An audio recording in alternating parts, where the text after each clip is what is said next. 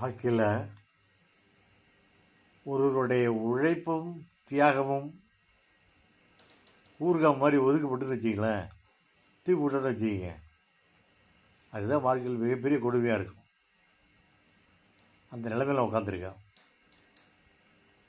இன்றைக்கி நான் அனுபவிக்கிற சோகம், வேதனை, வருத்தம் என் வாழ்க்கையில் இது வரைக்கும் அனுபவிச்சே கிடையாது.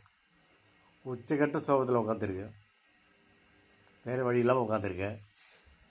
என்ன பண்ண முடியும்? நான் நோயாளி ஆகிட்டேன்ல. நோயாளியே இப்போ பைத்தியர் மாதிரி தான் ஆகிடுறான். உட்காந்துட்டுருக்கேன்.